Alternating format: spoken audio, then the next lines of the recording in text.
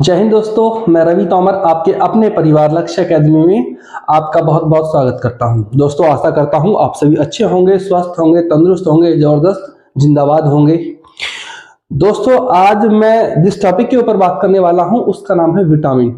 अर्थात हमारे उत्तर प्रदेश पुलिस का जो एग्जाम आने वाला है कुछ समय बाद, उसको मद्देनजर रखते हुए, उसको ध्यान में रखते हुए और अन्य सभी स्टेट पुलिस या किसी भी प्रतियोगिता परीक्षा में अगर विटामिन से संबंधित कोई प्रश्न आता है तो मैं आज ये वादा करता हूं कि इस क्लास को देखने के बाद, इस वीडियो को देखने के बाद आपका विटामिन से संबंधित कोई प्रश्न नहीं छूटेगा। ठीक है दोस्तों, आते हैं आज की क्लास में। सबसे पहले हम बात करते हैं विटामिन की खोज किसने की। दोस्तों, विटामिन की खोज काश्मीर फंक जो ये जिनकी इमेज आपके सामने है, इन्होंने विटामिन की खोज की। इनका जो जन्म हुआ था वो 23 फरवरी 1884 वारसा पोलैंड की राजधानी है दोस्तों, वारसा में हुआ था। इनकी मृत्यु 19 नवंबर 1967 में लगभग 83 वर्ष की उम्र में हुई थी। इनकी जो नेशनलिटी है वो है पोलैंड यूनाइटेड स्टेट। ठीक है बच्चों, तो इनके बारे में इतना जान लीजिए। अगर आपके सामने एग्जाम में प्रश्न आएगा विटामिन की खोज किसने की, तो विटामिन की खोज किसने की मेरे बच्चे? काश्मीर फंक ने। इनका जन्म 23 फरवरी 1884 को हुआ था। और इससे अगला एक और प्रश्न बनने वाला है कि काश्मीर फंक का जन्म कहां हुआ था, तो आपका आंसर आएगा बच्चों वारसा पोलैंड। ठीक है, ये आपको पता होना चाहिए। ये हमारे शुरुआती हैं। अब बात आती है विटामिन।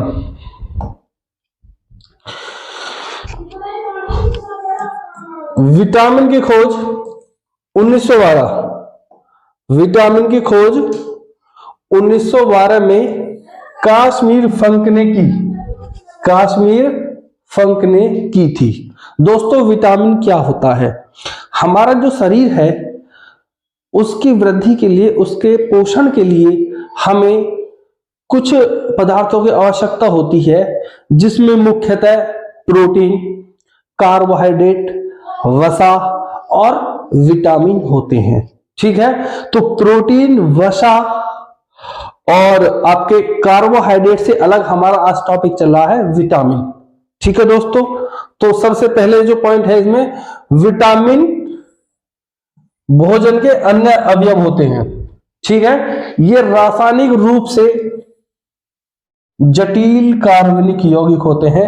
इतने पॉइंट को आप अंडरलाइन कर लीजिएगा। आपसे क्वेश्चन में आएगा कि विटामिन कैसे यौगिक होते हैं, तो आपका आंसर होना चाहिए मेरे बच्चे कि जो विटामिन है वो जटिल कार्बनिक यौगिक है। विटामिन कैसे यौगिक है? जटिल कार्बनिक यौगिक है। ठीक है मेरे बच्चों,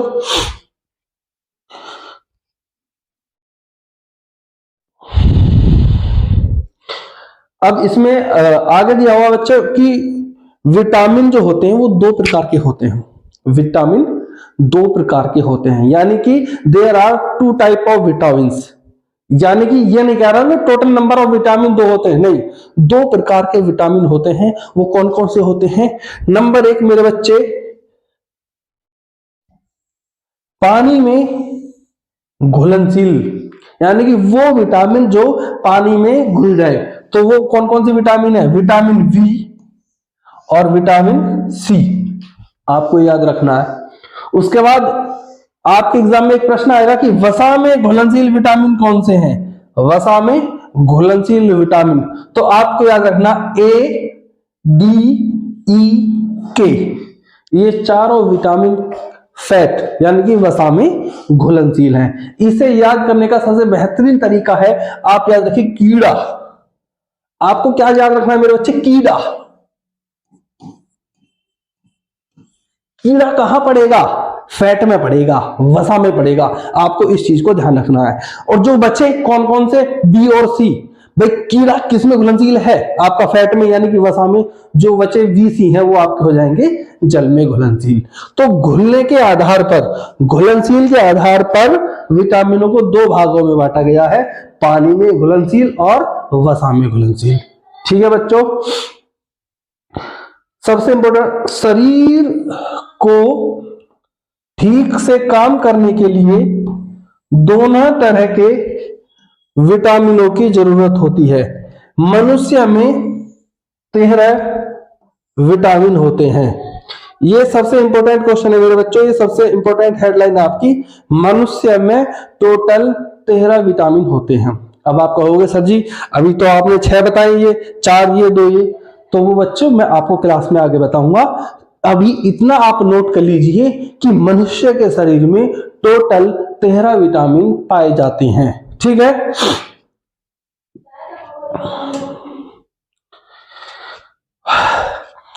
अब कौन कौन से विटामिन है जो मनुष्य के शरीर में पाए जाते हैं और उनके क्या क्या रासायनिक नाम हैं, तो हम बात करने वाले हैं। सबसे पहले आता है मेरे बच्चों विटामिन ए।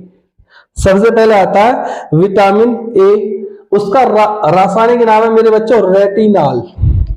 आपके एग्जाम में प्रश्न आएगा विटामिन ए का रासायनिक नाम क्या है, विटामिन ए का रासायनिक नाम क्या है, तो आप क्या आंसर देंगे? रेटिनॉल। ठीक है, आपके सामने इसी तरीके से क्वेश्चन आएगा विटामिन V1, विटामिन V1। बच्चों विटामिन V1 का जो रासायनिक नाम है, विटामिन V1 का जो रासायनिक नाम है वो है आपका थायमिन।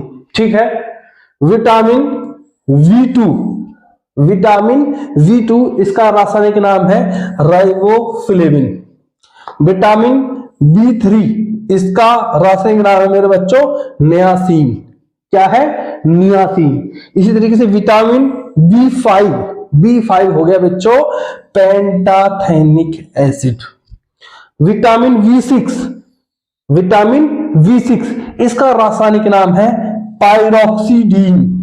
पायरोक्सीडीन। आपके क्वेश्चन में, आपके एग्जाम में क्वेश्चन आएगा विटामिन V6 का रासायनिक नाम बताइए, और आपके सामने 4 ऑप्शन होंगे बायोटीन, पायरोक्सीडीन, पेंटाथेनिक एसिड और नियासिन। तो आपका आंसर क्या होगा? विटामिन सी का रासायनिक नाम है पायरोक्सीडीन। ठीक है बच्चों, विटामिन V7, विटामिन V7 इसका रासायनिक नाम है वायोटिन। क्या नाम है? Biotin. Vitamin V9, vitamin V9, vitamin V9 का रासायनिक नाम है बच्चों फॉलिक एसिड। क्या नाम है? Folic acid. फॉलिक एसिड या इसे फोलेट या फोलासीन। ठीक है, याद रखिए विटामिन V9 का रासायनिक नाम है फॉलिक एसिड, इसे फोलेट या फोलासीन भी कहते हैं। ठीक है, अगर आपके ऑप्शन में फॉलिक एसिड ना दिया हो, ये फॉलिक एसिड ना दिया हो और उनके देकर फोलेट या फोलासीन दिया हो, तो ये भी आपका सही आंसर है। इसी को फोलेट या फोलासीन कहा जाता है। 9 मेरे बच्चों विटामिन B12, विटामिन B12 तो इसका रासायनिक नाम है साइनोकोबालामीन, साइनोकोबालामीन। ठीक है मेरे बच्चों, आपको मैं बता दूं, आपने अब एक चीज देखी होगी कि यहां तो विटामिन ए था, लेकिन उसके बाद क्या आ गया? B1, V2, V3, B5, एक सीरीज सी शुरू हो गई, जैसे क्रिस1 क्रिस2 क्रिस3 हो जाती है, बी की इस तरीके से एक सीरीज शुरू हो गई। ठीक है ना, तो इसको क्या बोलते हैं बच्चों? विटामिन वी समूह। इसको वी समूह के विटामिन भी बोलते हैं सभी को। कहां से? 2 से लेके 8 तक, सॉरी ये विटामिन B12 तक। तो आपके सामने एक प्रश्न आ सकता है मेरे बच्चों कि वी समूह में कुल कितने विटामिन होते हैं? वी समूह में कुल कितने विटामिन हो सकते हैं? तो आपका उत्तर एकदम होना चाहिए कि वी समूह में 8 विटामिन पाए जाते हैं। कौन कौन से? B1, V2, V3, V5, V6, B7, B9, B12। इनके रासायनिक नाम भी याद रखने हैं, वो कुछ भी पूछ सकता है आपसे। वो आपसे पूछेगा विटामिन B7 का रासायनिक नाम, तो आपको झट से उत्तर बताना है बायोटीन, एक पल भी बिना सोचे। अगर आप इस वीडियो को अंत तक देखेंगे तो आज मैं बता रहा हूं विटामिन से संबंधित कोई प्रश्न आप अपने उत्तर प्रदेश पुलिस या अन्य स्टेट की पुलिस या किसी भी एग्जाम में विटामिन से संबंधित प्रश्न नहीं छोड़कर आएंगे, ये मेरा आपसे वादा है। ठीक है, तो 9 विटामिनों के बारे में बात होगी मेरे बच्चों। 10वां है आपका विटामिन सी। विटामिन सी मैंने आपको बताया था ना शुरू में कि मनुष्य के शरीर में टोटल 13 विटामिन होते हैं, 9 हो चुके, 10वां है विटामिन सी। तो विटामिन सी का रासायनिक नाम आपसे पूछेगा, उसका आंसर है एस्कॉर्बिक एसिड। क्या है इसका बच्चों रासायनिक नाम? Ascorbic acid. ठीक है, नेक्स्ट है विटामिन डी। विटामिन डी का रासायनिक नाम है मेरे बच्चों कैल्सीफेरॉल। क्या नाम है? कैल्सीफेरॉल। उसके बाद विटामिन ई, इसका नाम है मेरे प्यारे बच्चों टोकोफेरॉल। टोकोफेरॉल। विटामिन के, इसका रासायनिक नाम है फाइटोनेडियोन। फाइटोनेडियोन या फिलोक्यूनोन। क्या है? फिलोक्यूनोन। ठीक है, आपके एग्जाम में क्वेश्चन आएगा विटामिन के का रासायनिक नाम क्या है, तो ऑप्शन में एक दिया होगा, या तो फाइटोनोडियम दिया होगा या फिलोक्यूनोन दिया होगा, नाम एक ही है। ठीक है, और अन्य 3 ऑप्शन दिए होंगे, तो आपका आंसर फाइटोनोडियम या फिलोक्यूनोन होना चाहिए। ठीक है, आपके पूरे 13 विटामिन हो गए बच्चों। मैंने बताया था मानव शरीर के अंदर टोटल 13 विटामिन पाए जाते हैं। 13 विटामिनों के बारे में मैंने आपको एक बार रासायनिक नाम पूरे बता दिए हैं। 9 आपके ये हो गए ए, और 8 बी ग्रुप के हो गए 9, सी 10, डी 11, ई 12 और विटामिन के 13। टोटल विटामिन कितने हो गए मेरे बच्चों? 13 हो गए, और उन 13 के मैंने आपको रासायनिक नाम बता दिए हैं। ठीक है, अब यहां पे जो नोटेबल क्वेश्चन है मेरे बच्चों कि पानी में घुलनशील कुल विटामिन कितने होते हैं, तो मैंने आपको बताया था कि बी और सी ये पानी में घुलनशील होते हैं। तो वसा में घुलनशील कौन होते हैं? मैंने आपको बताया था वसा में कौन पड़ेगा? कीड़ा, KEDA।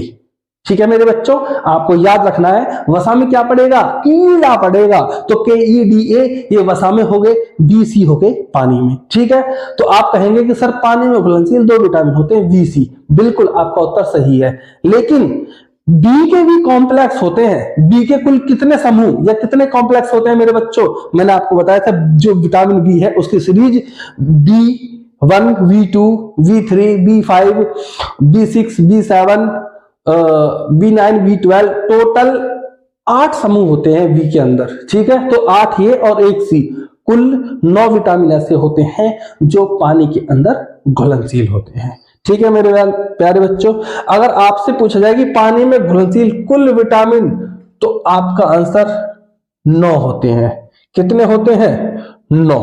ठीक है, 8 बी समूह के, वी कॉम्प्लेक्स के, और एक कौन सा हो गया मेरे बच्चों? सी। एक हो गया सी। ठीक है, अब बात करते हैं मेरे बच्चों विटामिन की कमी से होने वाले रोग। विटामिन की कमी से होने वाले रोग, तो आपको बता दूं मेरे बच्चों विटामिन की कमी से डिफिशियंसी रोग होता है, यानी कि अपूर्णता रोग होता है। बच्चे का या मनुष्य का पूर्णतः विकास नहीं हो पाता, वो पूर्णतः डेवलप्ड नहीं हो पाता। ठीक है, सबसे पहले हम बात करने वाले हैं vitamin A. Vitamin A, vitamin A की कमी से होने वाला रोग, तो ज्यादातर मामलों में जो विटामिन ए की कमी से आंखों से जुड़ी परेशानियां होती हैं। आंखों से जुड़ी परेशानियां होती हैं, जिसमें विटामिन ए की कमी से जो मुख्य रोग है उसको बोला जाता है रतौंधी। क्या बोला जाता है मेरे बच्चों? रतौंधी। ठीक है, और क्या होगा विटामिन ए की कमी से? सफेद हिस्से में धब्बे की समस्या आ जाएगी। सफेद हिस्से में धब्बे की समस्या आ जाएगी।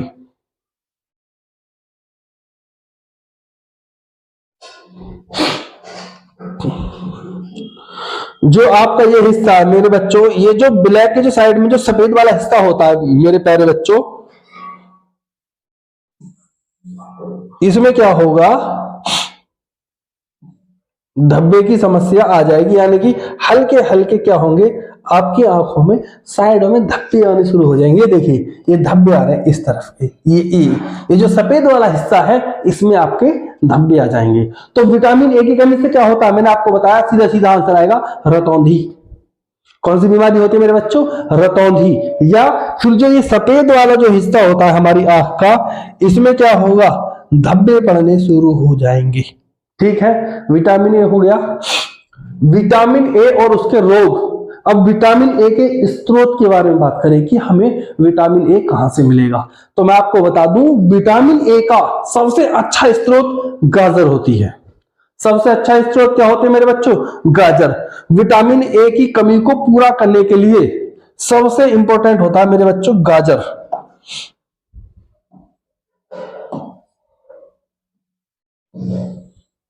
ठीक है, गाजर ऐसा होता है कि हर मौसम में आपको नहीं मिलेगा।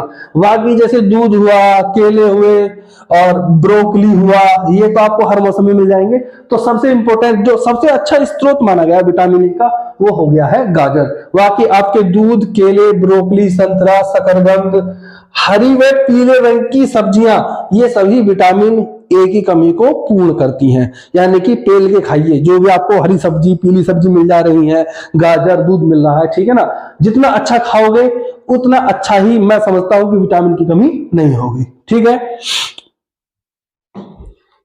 अगला मेरे प्यारे बच्चों विटामिन बी। विटामिन बी और उसकी कमी से होने वाले रोग। विटामिन बी की कमी से एक रोग होता है जिसका नाम है मेरे प्यारे बच्चों बेरी बेरी। क्या नाम है उसका, बेरी बेरी रोग होता है। ठीक है, इसके अलावा कुछ और छोटी बीमारियां जैसे कभी बोलते हैं एनीमिया या मानसिक समस्याएं भी होने लगती हैं। ठीक है, लेकिन इसमें अगर आपसे कोई पूछता है कि विटामिन बी की कमी से कौन सा रोग होता है, तो उसमें ऑप्शन में दिया होगा बेरी बेरी। कौन सा ऑप्शन दिया होगा मेरे बच्चों, बेरी बेरी। तो इसका आंसर आपका बेरी बेरी हो गया। ठीक है, विटामिन बी समूह के स्रोत। विटामिन बी समूह के स्रोत यानी बी कॉम्प्लेक्स।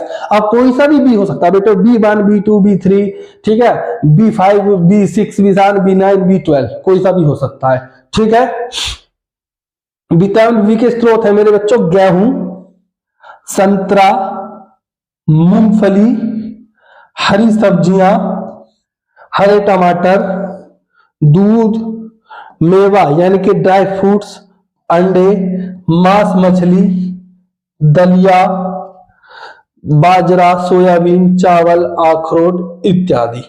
ठीक है, तो आपसे क्वेश्चन में पूछा जाएगा कि विटामिन बी की कमी से होने वाले रोग, आपका आंसर होना चाहिए वेरी वेरी। क्या आपका आंसर आना चाहिए मेरे भाई बच्चों कि जी वेरी वेरी विटामिन बी की कमी से होता है।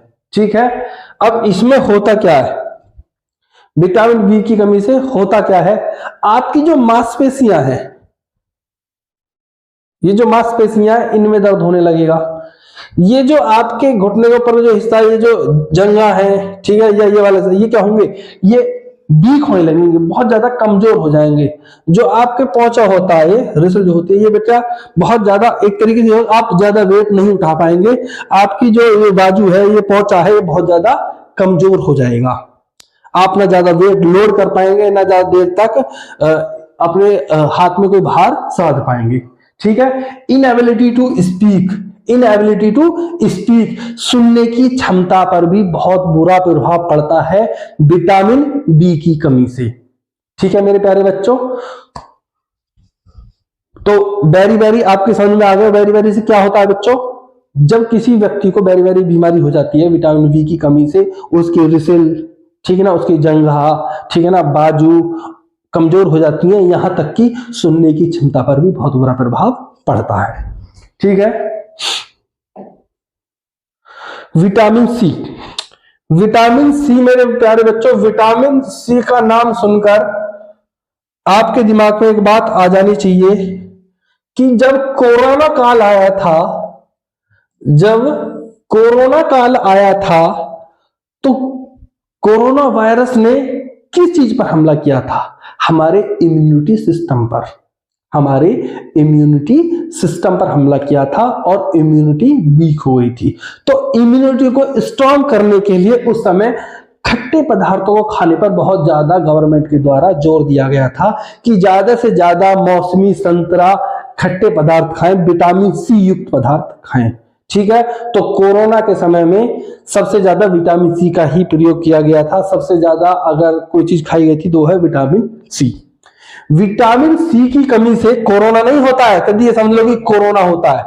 मेरे प्यारे बच्चों, विटामिन सी की कमी से कोरोना वोरोना नहीं होता है। कोरोना तो जिसको होना हो ही जाएगा।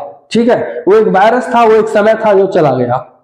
ठीक है, अभी जो मैं बात कर रहा हूं विटामिन सी की, तो विटामिन सी का जो मेन काम है वो है हमारे इम्यूनिटी सिस्टम को मजबूत करना, स्ट्रॉन्ग करना।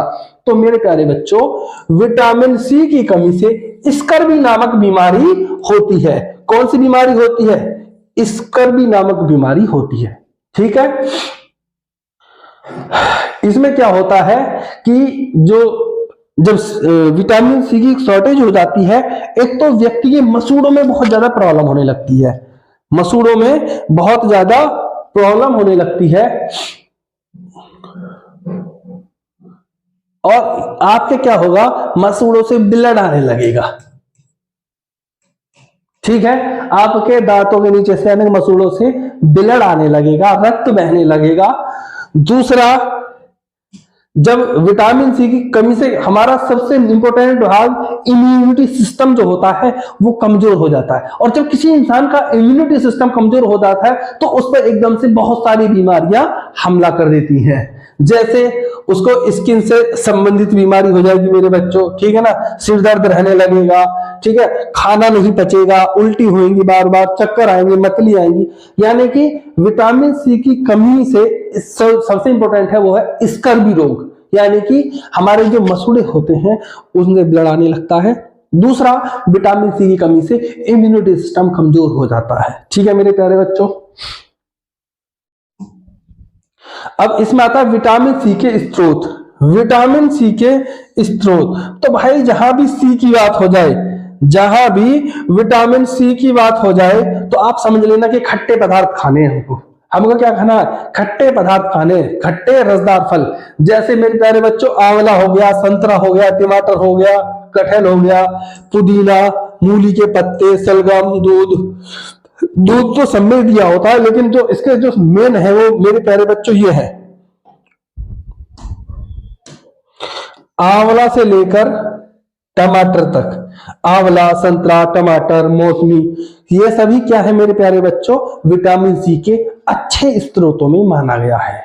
इनसे विटामिन सी जल्दी ही यानी कि एक अच्छी मात्रा में हमें मिल जाता है। ठीक है, विटामिन सी हो गया मेरे बच्चों। अब बात करते हैं विटामिन डी की। बच्चों, विटामिन डी की कमी से बच्चों में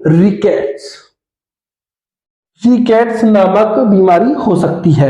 यह हड्डी के स्वास्थ्य के लिए बहुत जरूरी है। मेरे प्यारे बच्चों, मैं बता दूं, जो रिकेट्स जो बीमारी है वो छोटे बच्चों में होती है।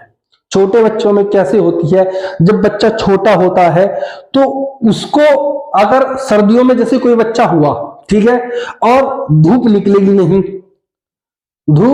नहीं, भी विटामिन डी का सबसे अच्छा स्रोत क्या है?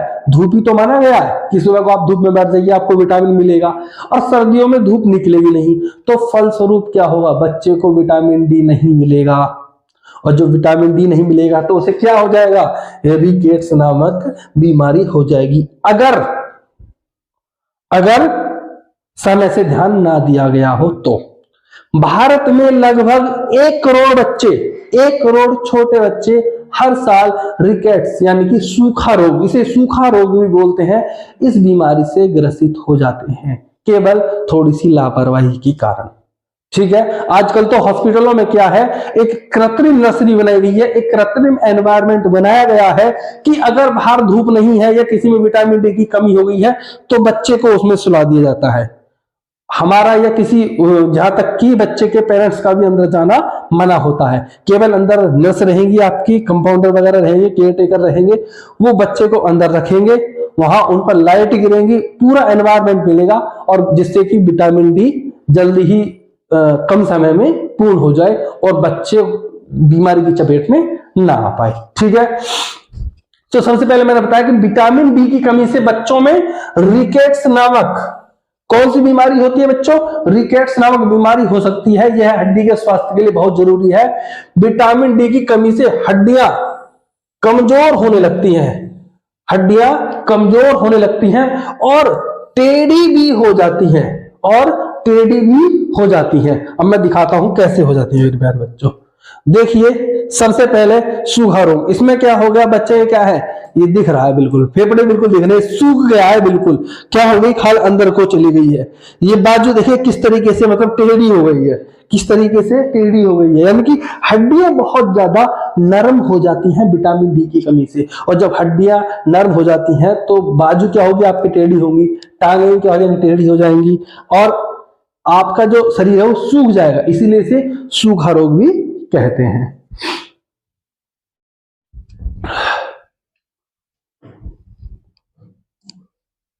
ये देखिए, इसमें इसके बेचारे का देखो क्या हाल हो गया है, बिल्कुल सूख गया है। बाजू देखिए कितनी बिल्कुल पतलियां गई है, बिल्कुल पतली हुई है। क्यों? विटामिन डी की कमी के कारण। समय से ध्यान न देने की। ये देखिए बाजू कितनी बिल्कुल ऐसे हो जाती है। आदमी थोड़ा सा बड़ा होता है, उम्र बढ़ती है, लेकिन उसके पैर भी क्या होते हैं, पतले पतले डंडी की माफी रहते हैं, और बाजू भी डंडी की तरह ही पतली रहती हैं। शुरू में अगर शुरू से ही बच्चे पर इस चीज का ध्यान दिया जाए तो वो इस बीमारी से बच सकता है।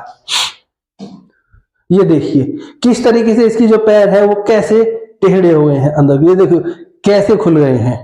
ठीक है, किसी किसी के क्या होते हैं, किसी किसी के इस तरीके से होते हैं, किसी किसी के क्या होंगे मेरे बच्चों, यहां से पैर ऐसे चलेंगे और वो इस तरीके से आपस में एक दूसरे की तरफ क्या होंगे, अंदर की तरफ, तो किसी के बाहर की तरफ। क्यों होंगे? क्योंकि विटामिन डी की कमी होगी, हड्डी नर्म हो जाएंगी, और जब हड्डी नर्म हो जाएगी तो या तो बाहर को या किल को, यानी कि वो अपनी जो स्टेट एकदम सीधी अवस्था है उसमें नहीं रह पाएंगी। ठीक है, तो ये सभी बीमारी किसके कारण होती है? विटामिन डी की कमी के कारण। अब बात करते हैं बच्चों, विटामिन डी की कमी से कौन सा रोग होता है? रिकेट्स नामक रोग होता है। ये बच्चों में होता है, जिसे सूखा रोग भी बोला जाता है। विटामिन डी के स्रोत, विटामिन डी के स्रोत तो मैंने अभी आपको बताया था मेरे प्यारे बच्चों कि विटामिन डी का मुख्य स्रोत क्या है? सूर्य की किरणों को माना जाता है। ठीक है, विटामिन डी का जो मुख्य स्रोत है, सबसे अच्छा स्रोत सूर्य की किरणों को माना जाता है। इसके अलावा अंडा, मछली, मशरूम, पनीर, दूध, दही, चिकन इत्यादि, ये सभी क्या है आपके मेरे बच्चों, यहां से लेके यहां तक ये सभी क्या है? ये विटामिन डी के ये भी अच्छे स्रोत है। लेकिन अगर बच्चा छोटा है तो क्या आप उसे अंडा, मछली, मांस, मच्छी खिला पाएंगे? भाई जो दूध हुआ बच्चा होता है, जो छोटा बच्चा होता है, उसे आप कुछ खिला थोड़ी पाएंगे। उसे आप क्या देंगे? सूर्य का प्रकाश। लेकिन अगर बच्चा सर्दियों में होता है तो सूर्य के प्रकाश भी नहीं मिलता है। इसलिए आजकल एक कृत्रिम नर्सरी जो मैंने बताया था हॉस्पिटल में बना दी गई है। अगर आपके आसपास में अगर सर्दियों में बच्चा हुआ है तो आप उन्हें इस बारे में अवेयर कर सकते हैं, ताकि कोई और बच्चा इस बीमारी की चपेट में ना आए। ठीक है,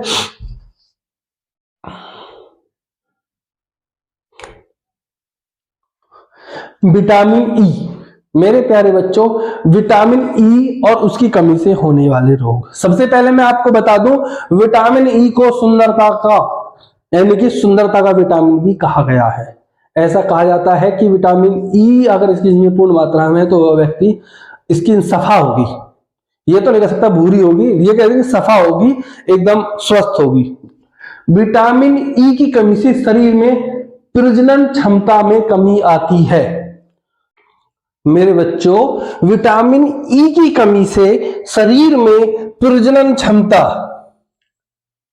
शरीर में प्रजनन क्षमता में कमी आती है। ठीक है मेरे बच्चों, विटामिन ई की कमी से क्या होगा? शरीर में प्रजनन क्षमता की कमी आएगी। इसके अलावा जो विटामिन ई होता है वह हमारे शरीर को बाह्य इन्फेक्शन से बचाता है, हमारे शरीर को बाह्य इन्फेक्शन से बचाता है। ठीक है मेरे बच्चों, ये आ गया आपका शरीर को एलर्जी यानी कि बाह्य इन्फेक्शन से बचाता है। और तीसरा जो विटामिन ई का सबसे महत्वपूर्ण काम है वह है कोलेस्ट्रॉल लेवल को बनाए रखता है। तो विटामिन ई के 3 काम हो गए मेरे प्यारे बच्चों। पहला काम क्या हुआ, प्रजनन क्षमता को दुरुस्त बनाए रखता है, ठीक है। नंबर 2, बाह्य इन्फेक्शन यानी कि हमारे शरीर को एलर्जी से बचा के रखता है। नंबर 3, कोलेस्ट्रॉल लेवल को बनाए रखता है। और लास्ट में है नंबर 4, एंटीऑक्सीडेंट का कार्य करता है।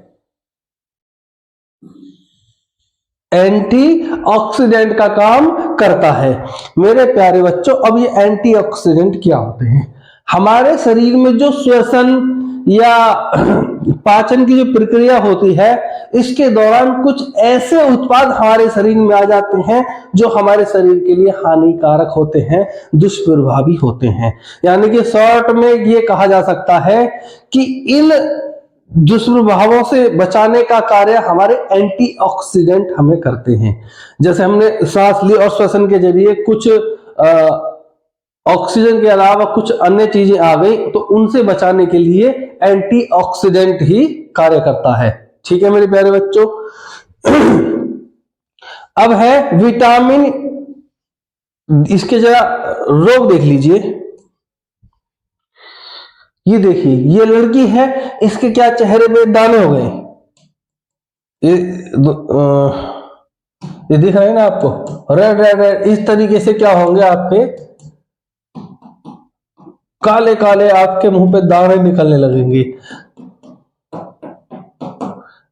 इस तरीके से दुनिया भर की डॉट डॉट डॉट डॉट इस तरीके से काले काले आपके होने लगेंगे। विटामिन ई को इसीलिए क्या कहा गया है, सुंदरता का विटामिन भी कहा गया है, ठीक है मेरे प्यारे बच्चों। ये देखिए, चेहरा कुछ इस तरीके से आपका लाल लाल चकत्ते से पड़ जाएंगे, इस तरीके के लाल लाल चकत्ते से आपके उस पे हो जाएंगे मेरे प्यारे बच्चों।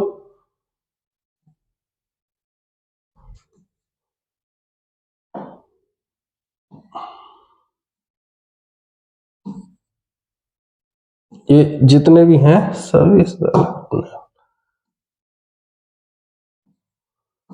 ये लाल लाल चकते हैं मेरे प्यारे बच्चों। इस तरीके से आप क्या होगी, पूरी स्किन क्या होगी, देखिए ये पूरा लाल हुआ है, आपके आसपास में माथे पे हर जगह क्या हुआ, लाल लाल चकते पड़ जाएंगे, ठीक है। तो विटामिन ई का जो महत्वपूर्ण कार्य क्या क्या है, शरीर को इन्फेक्शन से बचाना, त्वचा को सुंदर बनाए रखना, प्रजनन क्षमता को दुरुस्त रखना, कोलेस्ट्रॉल लेवल बनाए रखना, एंटीऑक्सीडेंट का कार्य करना, ठीक है। अब इसके आप सोर्स देख लीजिए, विटामिन ई के स्रोत क्या है। जो विटामिन ई के मुख्य स्रोत है वो है मेरे प्यारे बच्चों बादाम, सरसों के बीज, कद्दू, ड्राई फ्रूट्स, सूरजमुखी, बादाम और सरसों के बीज, इन्हें विटामिन ई का मुख्य स्रोत माना गया है। और बाकी बहुत सारी चीजें जैसे चुकंदर का साग हो गया, पालक, गेहूं। अब गेहूं कौन नहीं खाता, हर कोई खाता है, ठीक है मेरे प्यारे बच्चों। तो ये सभी क्या हो गए, विटामिन ई के स्रोत हो गए। लेकिन आजकल मार्केट में विटामिन ई की टैबलेट्स मिल जाती है, कैप्सूल आते हैं हरे हरे से, ठीक है मेरे प्यारे बच्चों। तो विटामिन ई के आप टैबलेट भी ले सकते हैं।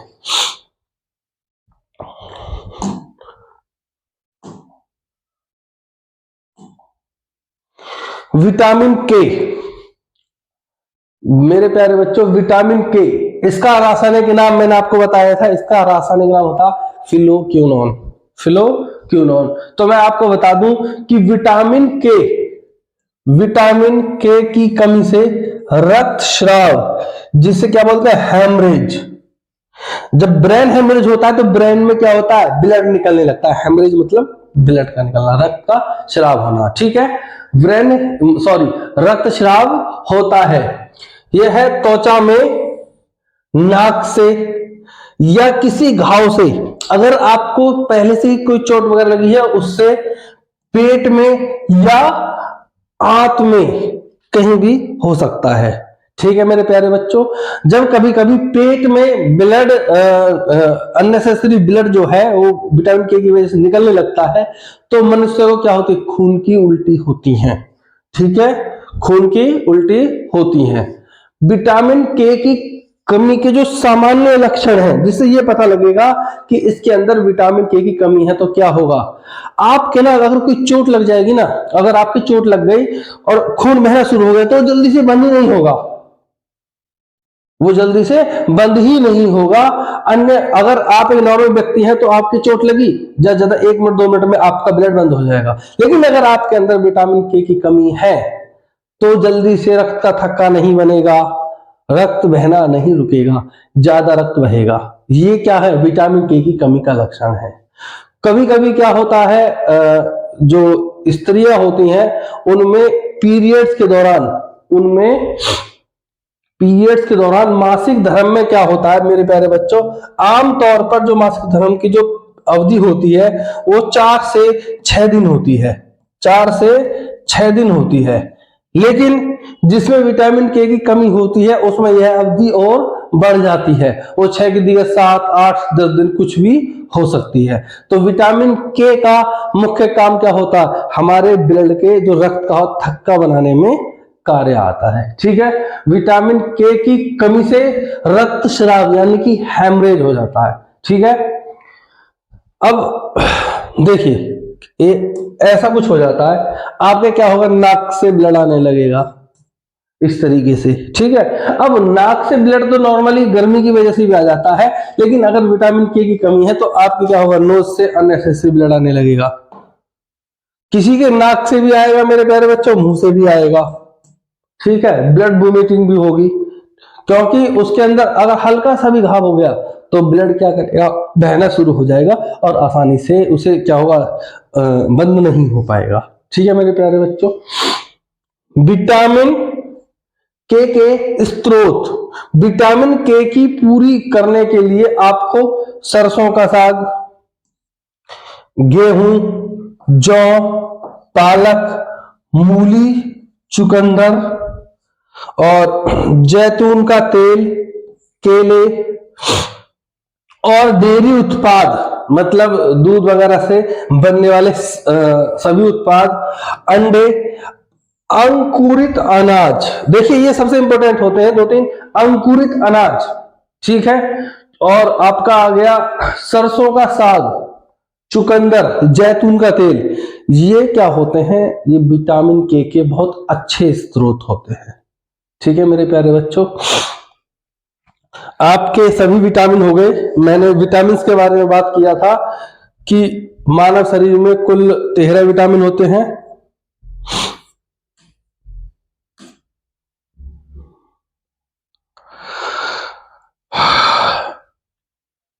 नौ विटामिन मैंने आपको ये बताए थे कि विटामिन ए 8 हो गए, vitamin B complex B1, B2, B3, B5, B6, B7, B9, B12।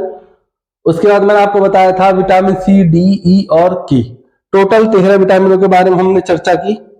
फिर हमने आपको बताया कि विटामिन की खोज किसके द्वारा की गई थी मेरे प्यारे बच्चों, काश्मीर फंक के द्वारा की गई थी, काश्मीर फंक के द्वारा की गई थी। ये कहां के रहने वाले थे, ये वारसा पोलैंड के रहने वाले हैं मेरे प्यारे बच्चों। कहां के रहने वाले हैं, वारसा पोलैंड के रहने वाले। इनका जन्म 13 फरवरी 1884 को और डेथ 19 नवंबर 1967 को लगभग 83 वर्ष की उम्र में हुई थी। ठीक है मेरे प्यारे बच्चों, आपकी आज की विटामिन की क्लास खत्म होती है। आपको इसमें आज हमारी तरफ से एक प्रश्न दिया जाएगा जिसका आंसर आपको कमेंट बॉक्स में देना है। उसके साथ साथ आपको वीडियो कैसी लगी इसका जवाब भी आप हमें कमेंट बॉक्स में दीजिएगा। Thank you. क्वेश्चन देख लीजिए।